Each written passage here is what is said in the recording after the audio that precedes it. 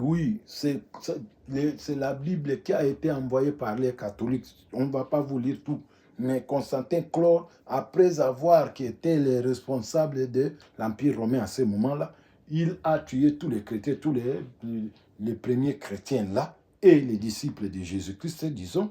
Il a pris tous les manuscrits et il a amené à Constantinople.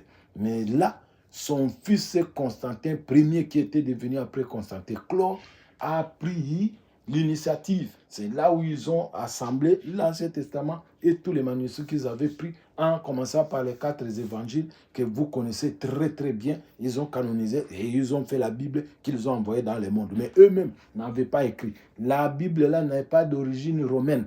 La Bible est d'origine juive. Donc ce n'est pas les Romains qui ont écrit, mais ce sont les Juifs, les témoins de Jésus-Christ, comme vous voyez là. Vous les connaissez, les disciples de Jésus. À part les disciples de Jésus, vous avez le docteur Luc, vous avez Paul lui-même, vous avez Barnabas et tous ces autres titres et tout. On ne va pas les citer dans les shorts là. Nous sommes là pour quelque chose de rapide. Mais soyez prudents parce que les gens vont vous dire des choses qui n'existent pas dans la Bible.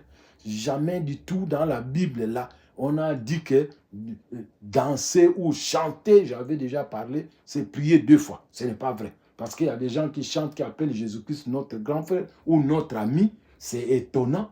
Si votre père devient votre ami, vous allez vous laver ensemble. Lui peut vous appeler ami, mais vous ne devez pas appeler votre papa ami. Vous devez le mettre à sa place. Vous devez l'honorer. Sinon, Jésus-Christ ne peut pas dire que vous m'honorez des bouts de vos lèvres.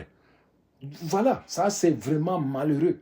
Vous allez honorer Jésus-Christ d'une façon erronée et vous serez frappé pour ça. Je vous avais parlé que le ministère de la femme ne devrait pas être envisagé parce que jamais une femme n'a été, je ne sais pas moi, prophète comme ministère. Non.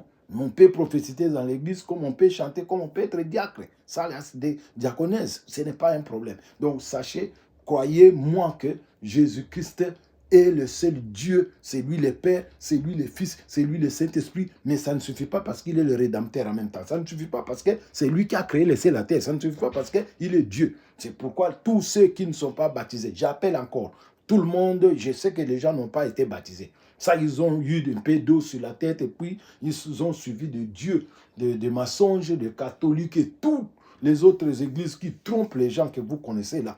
Ils ne sont pas baptisés. Baptisez-vous, frères. Cherchez la vraie parole de Jésus. Nous sommes prêts pour vous. Appelez-moi. Vous avez mes contacts. Soyez avec moi. Je suis le serviteur de Jésus-Christ, Raphaël. Merci. Amen. Amen. Amen.